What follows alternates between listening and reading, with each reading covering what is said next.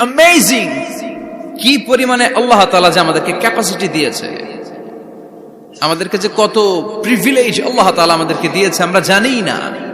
আমরা আমাদের দেহে কত শক্তি সম্ভাবনা নিয়ে যে ঘুরে বেড়াই আমরা অনুধাবন করি না। এজন্য সময়গুলোর কাজে লাগাও।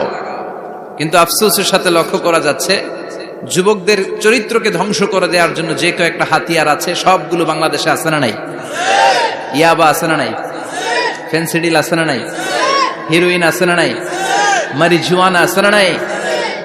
এই ফেন্সিডিল ইয়াবা আগে শুনতাম ইউনিভার্সিটির ছেলেরা খাইতো, এরপরে নাইমা আসলো কলেজে, এরপরে হাই স্কুলে, এখন প্রাইমারি ছেলেদের হাতেও ইয়াবা ঢুকছে। চিল্লা এখন ঠিক কিনা? দেশের যুব সমাজ আজকে কোথায়? পর্নোগ্রাফি, এক একটা মোবাইল এক একটা হিন্দি সিনেমার কারখানা। ইন্ডিয়ান নায়িকাদের কোমর দুলানো ডান্স আছে না নাই? স্মার্টফোন নিয়ে ছেলে স্মার্ট হয়, কিন্তু ইমান আখলাক চরিত্র সব শেষ। অপরাজনীতি, রাজনীতির নামে মন্দ খারাপ প্রতিহিংসামূলক ছাত্র রাজনীতি, নেতারা এই যুবক ছেলেদেরকে ইউজ করে, ওর বিরুদ্ধে ও মার, তুই ওরে মার, ওনারা থাকে অন্য জায়গায়, আছে না নাই? এভাবে আমাদের দেশের ছেলেদের চরিত্র, তাদের সম্ভাবনাকে আমরা নষ্ট করে দিচ্ছি। যুবক ভাইয়েরা, in the day of judgement, কিয়ামতের কঠিন ময়দানে আল্লাহ তাআলা 7 শ্রেণীর ব্যক্তিকে তার আরশের নিচে ছায়া দিবেন। এর মধ্যে এক শ্রেণী হচ্ছে তোমরা যারা যুবক, শাবুন নাশাআ ফি ইবাদাতিল্লাহ, ওই যুবক যারা তাদের যৌবনে তাদের সময়টা, তাদের দিন, তাদের রাত তারা আল্লাহর ইবাদতে কাটিয়েছে। সুবহানাল্লাহ পড়েন। 7 শ্রেণীর মধ্যে 2টা শ্রেণী হলো যুবক। একটা হলো যৌবন সময়ে যারা আল্লাহর ইবাদতে রাত কাটায়, সময় কাটায়। আর দ্বিতীয় ওই যুবক, যে যুবককে কোনো নারী অন্যায় কাজের, অন্যায় প্রেম করার পরকীয়ার অফার দেয়, ওই অফারকে ক্যান্সেল করে ওই যুবক বলে ইন্নী আখাফুল্লাহ, আমি এই পরকীয়ার দিকে যেতে পারি না, কারণ আমার অন্তরে ভয় আছে একজনের, তিনি কে? যাদের হৃদয়ে আছে আল্লাহর ভয় তারা কভু পথ ভুলে যায় না। আল্লাহর প্রেম ছাড়াই দুনিয়ায় কারো কাছে কোনো কিছু চায় না, ঠিক কিনা? রাতের আধারে যারা সেজদাতে রয়, দু চোখের স্রোতে নদী যেন বয়। আল্লাহু আকবার। তো তাহাজ্জুদ পড়বে কখন? ফজরই তো পড়তে পারে না, আছে না নাই? রাতের আধারে যারা সেজদাতে রয়, দু চোখের স্রোতে নদী যেন বয়। ছলনার হাতছানি যতই ডাকুক, পেছনে ফিরেও সে তাকায় না।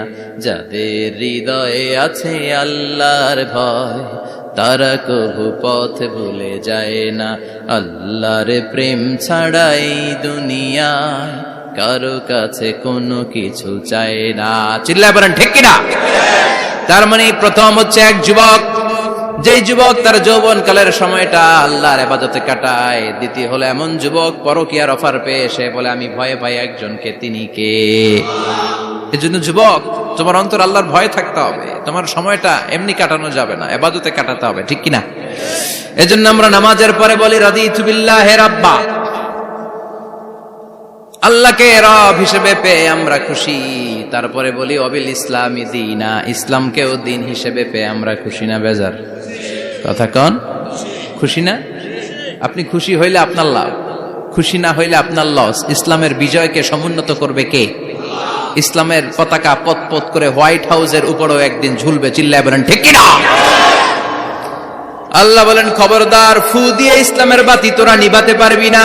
ইউরিদুনা লিউতফিউ নূরাল্লাহি বিআফওয়াহিহিম ওয়াল্লাহু মুতিম্মু নূরিহি ওয়ালাউ কারিহাল কাফিরুন।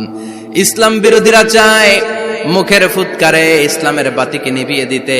আল্লাহ বলে খবরদার, ষড়যন্ত্র করে লাভ নাই, ইসলামের বিজয় আমি নিশ্চিত করে দেব। স্যামুয়েল হ্যান্টিংটন একটা বই লিখেছে, দ্য ক্লাশেস অফ সিভিলাইজেশন। ওই বইতে তিনি বলেছেন এই যে সভ্যতার সংঘাত, এত সভ্যতা, চায়না সভ্যতা, আর্য সভ্যতা, বৈদিক সভ্যতা, সিন্ধু সভ্যতা, মহেঞ্জোদারো সভ্যতা, ইরাকীয় সভ্যতা, মিশরীয় সভ্যতা, একটার পর একটা সভ্যতা পৃথিবীতে এসেছে, একটার পর একটা সুপার পাওয়ার। এখন সুপার পাওয়ার হচ্ছে ইউনাইটেড স্টেটস অফ আমেরিকা, ধারণা করা হচ্ছে এরপরে চায়না হবে সুপার পাওয়ার, আবার অনেকে বলছে এরপরে ইন্ডিয়া হবে সুপার পাওয়ার। এভাবে একটার পর একটা সুপার পাওয়ার যাওয়ার পরে সর্বশেষ যে সুপার পাওয়ারটা পৃথিবীর বুকে মাথা উঁচু করে দাঁড়িয়ে থাকবে সেটার নাম হচ্ছে ইসলাম। সেটার নাম কি? তার নমুনা গোটা বিশ্বব্যাপী আছে না নাই? ইসলামকে যত দমাইতে চায় এটা আরো উপরের দিকে ওঠে। সুবহানাল্লাহ কইবেন না? ইসলামের বৈশিষ্ট্য হচ্ছে চারা বীজের মতো। চারা বীজ তো আপনারা চিনবেন, নিমসারের মানুষ। বীজ, ইসলাম হচ্ছে বীজের মতো। ইসলামের শত্রুরা ইসলামকে মাটিতে গেড়ে দিতে চায়, কিন্তু ইসলাম হচ্ছে বীজের মতো, চারা বীজ। চারা বীজ মাটিতে গেড়ে দিলে কি হয়? কথা কন, আর গজিয়ে ওঠে, মাটি ফেড়ে উপরের দিকে উঠে চিৎকার করে বলেন ঠিক কিনা? ইসলাম হচ্ছে টিউবের মতো। টিউব, পুকুরে যারা নতুন সাঁতার কাটতে যায়, ডুবে যাতে মারা না যায়, টিউব নিয়ে সাগরের মধ্যে নামে। এই টিউবকে যত আপনি পানির নিচে ডুবাতে চাইবেন, টিউব আর উপরের দিকে ভেসে ভেসে ওঠে। সুবহানাল্লাহ পড়েন। ইসলামরে তো ওরা চিনে নাই। ইসলাম হচ্ছে চারা বীজের মতো, ইসলাম হচ্ছে টায়ারে টিউবের মতো। এটার যতই নিচের দিকে নামাইতে যায়, এটার বৈশিষ্ট্য হচ্ছে এটার ধাক্কা মারলে এটার উপরের দিকে ওঠে। সুবহানাল্লাহ কইবেন না? গোটা বিশ্বব্যাপী আজকে ইসলামের গণজোয়ার, হাজার হাজার লোক কালিমা পড়ে মুসলমান হচ্ছে। গত কিছুদিন আগে আফ্রিকাতে এক লোক এক গ্রামের কয়েক হাজার মানুষকে এক ময়দানে দাঁড় করিয়ে একসাথে শাহাদাতের বাণী পাঠ করিয়ে মুসলমান বানায় ফেলছে। এই আফ্রিকার বুকে এতদিন আমেরিকার কাজ ছিল, এটারে বলে তানসীর, Christian missionary. Lakh lakh dollar দিয়ে আফ্রিকার